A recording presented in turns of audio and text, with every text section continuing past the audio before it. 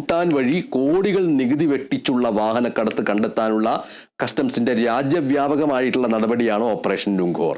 ആ ഓപ്പറേഷൻ നുങ്കോറിന്റെ ഭാഗമായിട്ട് ഇടുക്കി അടിമാലിയിലും പരിശോധന നടന്നിരിക്കുന്നു എന്നാണ് ബിനീഷ് ആന്റണി റിപ്പോർട്ട് ചെയ്തിരിക്കുന്നത്.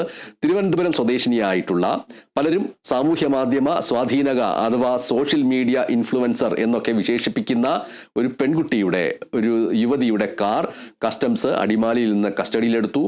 ആ കുട്ടിക്ക് എന്താണ് പറയാനുള്ളതെന്ന് നമുക്ക് കേൾക്കാം. അപ്പോഴേക്കും ബിനീഷ് ആന്റണിയിലേക്ക് നമുക്ക് എത്താനും കഴിയും. ഒരിക്കൽ കൂടി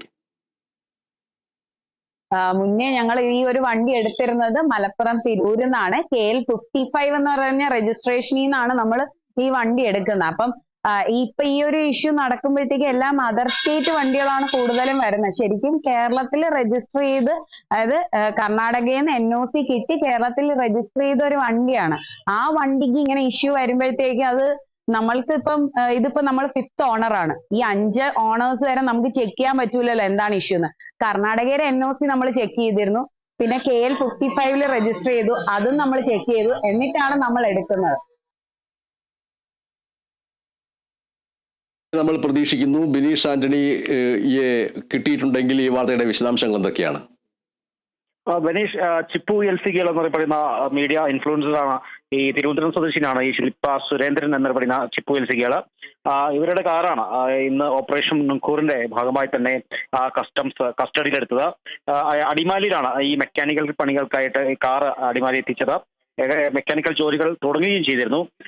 ഏതായാലും ഇന്ന് ഉച്ചയോടെ തന്നെ ഈ കാർ കസ്റ്റംസ് കസ്റ്റഡിയിലെടുക്കുകയായിരുന്നു. 2023 സെപ്റ്റംബർ മാസത്തിലാണ് മലപ്പുറം തിരൂർ സ്വദേശികളായ ഡീലർമാരിൽ നിന്നും ഈ ശില്പ വാഹനം വാങ്ങിയത്. മുൻപ് കർണാടക രജിസ്ട്രേഷൻ വാഹനമായിരുന്നു ഇത്.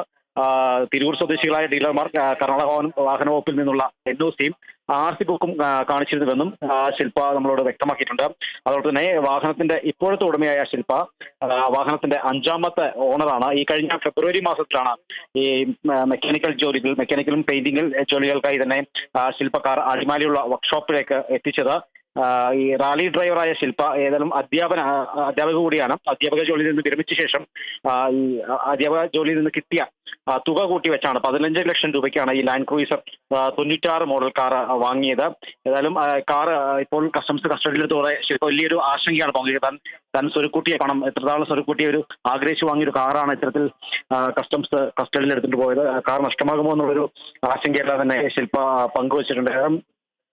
ബാക്കിയുള്ള നടപടികൾ കസ്റ്റംസിന്റെ ഭാഗത്ത് ഉണ്ടാകുന്നതാണ് നമുക്കറിയാൻ സാധിക്കുന്നത്. ഗണേഷ്, ഈ ലാൻഡ് ക്രൂയിസർ കാർ മെക്കാനിക്കൽ വർക്കിന് വേണ്ടി അവിടെ കൊണ്ടുവരികയും മെക്കാനിക്കൽ വർക്ക് തുടങ്ങുകയും ചെയ്ത സ്ഥിതിക്ക്, കസ്റ്റഡിയിലെടുത്ത സ്ഥിതിക്ക് അവിടെ നിന്ന് കൊണ്ടുപോകാൻ കഴിയില്ലല്ലോ, കാരണം ഓടുന്ന ഒരു അവസ്ഥയിലല്ലോ. അപ്പോൾ അവിടെ തന്നെ വണ്ടി സൂക്ഷിക്കും, എന്നാൽ അതേസമയം അതുമായി ബന്ധപ്പെട്ട മെക്കാനിക്കൽ വർക്ക് തുടരാൻ പാടില്ല എന്ന് സൂചിപ്പിച്ചിട്ടുണ്ടാവും അല്ലേ? തീർച്ചയായും വാഹനം കൊണ്ടുപോകാൻ പറ്റാത്ത സ്ഥിതിവിശേഷമാണ് നിലവിലുള്ള. കാരണം വാഹനത്തിന്റെ എല്ലാ പാർട്സുകളും മെക്കാനിക്കൽ പണികൾക്കായി തന്നെ എല്ലാം ഉപയോഗിച്ചിരിക്കുകയാണ്. അതുകൊണ്ട് വാഹനം കൊണ്ടുപോക അസാധ്യമായിരുന്നു. ഏതായാലും വാഹനം കസ്റ്റഡിയിലെടുത്തിട്ടുണ്ട്. ഇനിയൊരു കസ്റ്റംസിന്റെ ഒരു നിർദ്ദേശപ്രകാരമായിരിക്കും ബാക്കിയുള്ള നടപടിക്രമങ്ങൾ. മനീഷ്, ശരി.